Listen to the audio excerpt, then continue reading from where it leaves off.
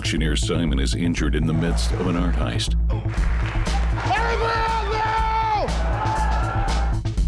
Unable to remember the details of his crime, Simon is forced into hypnosis. But as his mind is explored, the line between truth and deceit blur. Do you want to remember? Or do you want to forget? In Trance. Hi, I'm Aaron. I'm Liz. And I'm Sean, and we're here to discuss Trance, the new film from Academy Award-winning director Danny Boyle. We've all just seen it. You know, I've forgotten the premise of this movie. Can somebody jog my memory? It's a very strange script with a lot of vagueness. And nothing really is as it seems. We don't know who wants what, and sometimes we think we know, but then it changes, and it's just a little confusing. It could be brilliant. Like, it could be a brilliant film. It could be, I think. Or it could be unfinished. And I think that's the issue. When people ask me how I feel about it, I get speechless. I don't know even what to say. I'm the same. You start to piece things together and analyze it, and you are sort of left with a movie that doesn't really hold together. Or, you know, if it has any logical sense, it's barely hung together. Well, you go down the rabbit hole with this film because you go into hypnotherapy and it's kind of like Inception where you don't know which reality is accurate. That's very interesting. And a lot of the scenes in the script are fantasy scenes for screenwriters to write. When you take hardened criminals and put them in front of a hypnotherapist and have them relive traumatic experiences from their lives, that's fantastic and that's really meaty and lovely. The first half of this film I thought was one of the best films of the year, but it unravels and it loses itself along the way. And I don't even know if it's just too smart for me or I missed a scene. It's almost like, and I hate to compare the two films, but it's almost like Saw, to be honest. It's that same kind of thing where certain things have to happen in order for us to reach this conclusion. Right. It relies a lot on coincidence, and I was just kind of left going, I don't think so. I don't think that would happen that way. It was the kind of movie that I wanted to watch immediately again because the twist at the end was so big. And yeah, a twist that big usually has lots of coincidences and lots of things that you look back on and you say, what? Well, that was awfully coincidental. You don't know what to look for all the time. Last chance, Hammer's coming down, selling for £27,500,000. So, I thought the performances were very good. And I thought the casting was truly inspired. I mean, to think of Vincent Cassel cast in this role, something about it seemed very unique that he would be placed in the character, in the hardened criminal role that he played.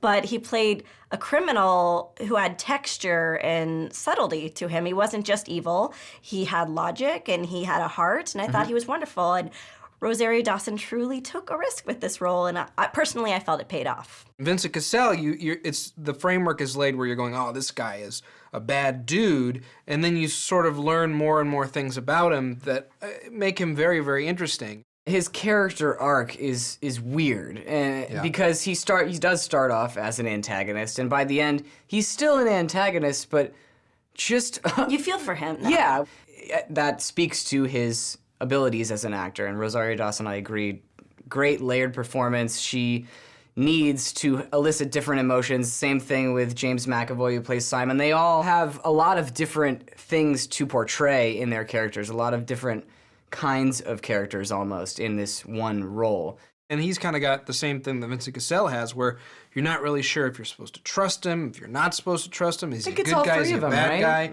Sort of, yeah. So I'd like you to close your eyes and imagine you're in an elevator. A wide elevator with velvet walls and thick carpets.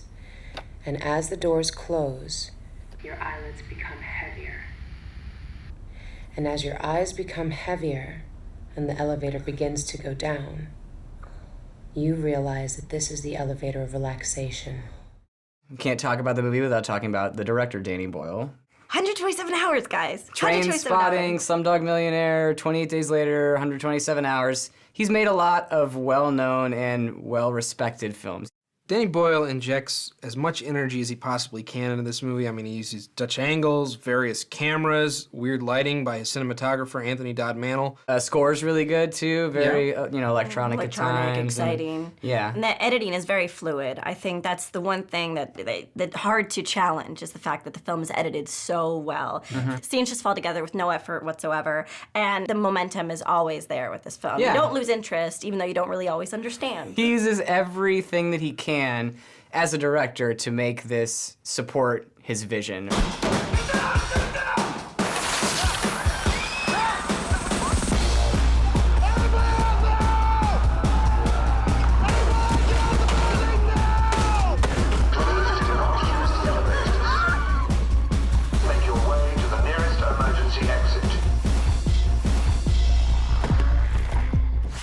Trance is fascinating while you watch it, but when you go home and sit on the couch and think about it, it just doesn't hold up to scrutiny.